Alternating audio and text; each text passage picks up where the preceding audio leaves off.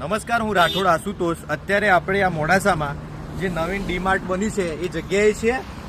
આ જગ્યા ઉપર તમે જોઈ શકો છો કે નિયમો પ્રમાણેનું જે બાંધકામ આવે એ કરવામાં આવ્યું નથી. અને આ ક્રશ બેરિયર એટલે કે નિયમો પ્રમાણે સ્ટેટ હાઈવે હોય ત્યાં મધ્ય સેન્ટ્રલ લાઇનથી 27 થી 40 મીટર દૂર ક્રશ બેરિયર મારવાનું હોય. અને જો અર્બનની અંદર આવતું હોય તો આ વિસ્તાર નગરપાલિકાની અંદર આવી ગયો છે તો પણ હાઈવેથી 3 થી 4 મીટર દૂર ક્રશ બેરિયર મારવાનું હોય.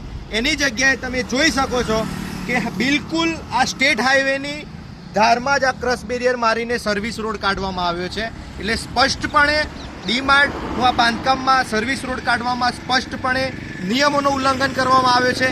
આ રોડ ઉપરથી આપણા જિલ્લા કલેક્ટર રોજ સાંજે જાય છે તો શું એમને નહીં દેખાતું હોય કે આ નિયમ પ્રમાણે કરવામાં આવ્યું નથી અને બિલકુલ સ્ટેટ હાઈવેની ધારમાં આ ક્રશ બેરિયર મારીને નિયમોનો ભંગ કરવામાં આવ્યો છે.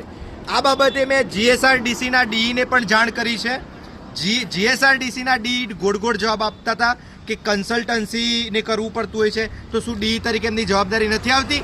જિલ્લા કલેક્ટર તરીકે અહીંથી રોજ નીકળતા હોય તો એમની જવાબદારી નથી આવતી કે ભાઈ બાંધકામના 25 થી 30% પાર્કિંગ એરિયા છોડવાનો હોય, મધ્ય લાઇનથી 30 થી 27 થી 40 મીટર દૂર ક્રશ બેરિયર આવે. એની જગ્યાએ ચલો અર્બન ડેવલપમેન્ટ અંદર આવે છે નગરપાલિકામાં તો 3 થી 4 મીટર તો આ ક્રશ બેરિયર દૂર મારવું જોઈએ ને. કદાચ રાત્રે કોઈ સાધન આવે ને કોઈ અકસ્માત થાય, ફંગોળાઈ જાય કે અકસ્માત થાય તો જવાબદાર કોણ? એટલે ખરેખર હું આનો સખત વિરોધ કરું છું અને આ બાબતે જીએસઆરડીસીમાં અને કલેક્ટરને પણ રજૂઆત કરવાનો છું કેમ કે આમાં મોટા પાયે ભ્રષ્ટાચાર થયો છે અને ભ્રષ્ટાચારના કારણે જ આ નિયમોનો ભંગ થઈને આ રીતે સ્ટેટ હાઈવેને એકદમ અડાડીને ક્રશ બેરિયર મારી દેવામાં આવ્યું છે. એટલે આ બાંધકામનું અને આ ક્રશ બેરિયર જે માર્યો છે એ નિયમોનો સ્પષ્ટપણે ભંગ છે.